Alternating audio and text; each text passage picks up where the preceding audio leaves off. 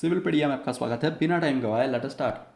तो आज का हमारा क्वेश्चन है what is effective stress in soil. Effective stress क्यों मेजर करते हैं? तो इफेक्टिव स्ट्रेस जो होता है वो बहुत ही इंपॉर्टेंट क्वांटिटी है और उसी क्वांटिटी पे बहुत सी और क्वांटिटी भी डिपेंड करती है। तो कौन कौन सी क्वांटिटी जो है वो इफेक्टिव स्ट्रेस पे डिपेंड करती है और इफेक्टिव स्ट्रेस है क्या, वो आज हम समझने की ट्राई करते हैं। तो पहला हमारा है total stress and pore water pressure. क्यों हम फाइंड आउट करते हैं total stress and pore water pressure? Because जब भी हमें इफेक्टिव स्ट्रेस निकालना होगा तो हमें total stress and pore water pressure की बहुत ही रिक्वायरमेंट पड़ेगी। क्यों पड़ेगी? तो हम उसका फॉर्मूला भी देखेंगे आगे। हम देखते हैं टोटल स्ट्रेस है क्या, टोटल प्रेशर है क्या। At any point in the subsoil, हम सबसॉइल में कोई भी पॉइंट पर इफेक्टिव टोटल प्रेशर और टोटल स्ट्रेस निकाल सकते हैं। Pressure due to its own weight as well as pore water pressure.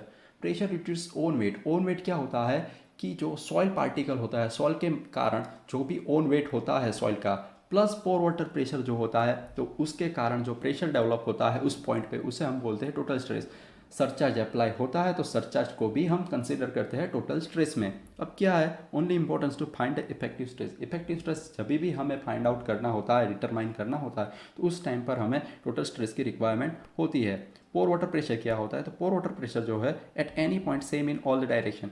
Pour water pressure जो होता है तो वॉइड में जो वाटर प्रेजेंट होता है तो वहाँ से जो सॉइल पार्टिकल पर कुछ ना कुछ प्रेशर लगाता है, तो उस प्रेशर को हम बोलते हैं pore water pressure. Pressure applied by the water present in the void, void में जो भी वाटर प्रेजेंट होता है उसके कारण जो भी प्रेशर लगता है उसे पोर वाटर प्रेशर बोलते हैं। अब यहाँ पर लिखा हुआ है कि रिड्यूस द डेंसनेस, ऐसा क्यों लिखा है?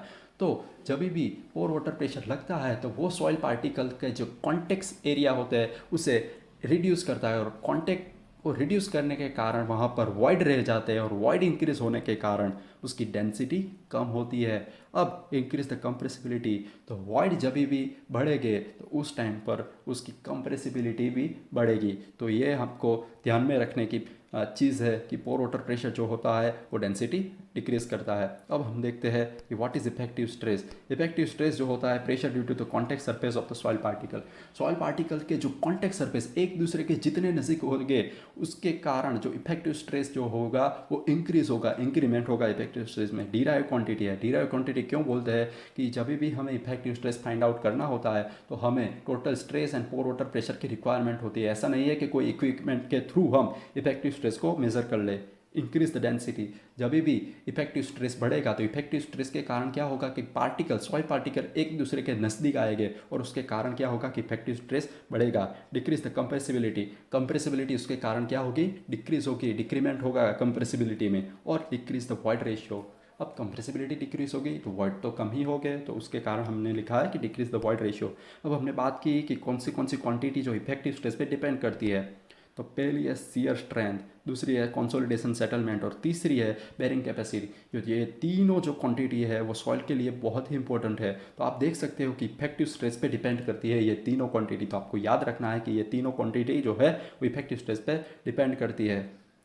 अब हम देखते हैं कि इफेक्टिव स्ट्रेस है क्या। फॉर्मूला एंड अंडरस्टैंडिंग मैंने आपको बात की, तो यहाँ पर आप देख सकते हो कि यहाँ पर येलो डॉट में जो होता दिखाए गए हैं वो सॉइल के पार्टिकल है, और यहाँ पर एरो जो दिखाए गए हैं वो है अपना कांटेक्ट के कारण जो प्रेशर लग रहा है सॉइल के पार्टिकल पर, उसे हम बोलते हैं effective stress is equal to contact surface of the soil.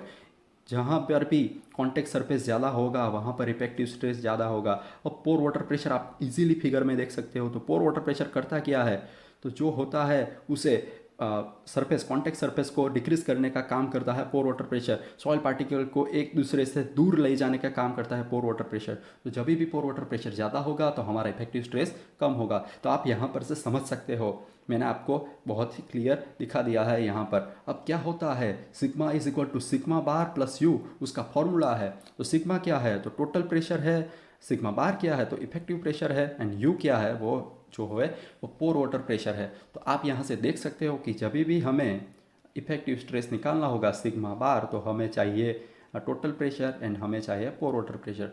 तो ऐसे ही कुछ हम निकालते हैं इफेक्टिव स्ट्रेस। तो आपने समझ लिया होगा कि क्या है इफेक्टिव स्ट्रेस और क्या है उसकी रिक्वायरमेंट, क्या है उसकी इंपॉर्टेंस। तो आशा करता हूँ कि आपको ये वीडियो समझ आ गया होगा। अगर आपको वीडियो समझ आ गया है तो इसे लाइक कीजिए, सब्सक्राइब कीजिए और शेयर कीजिए। Thank you.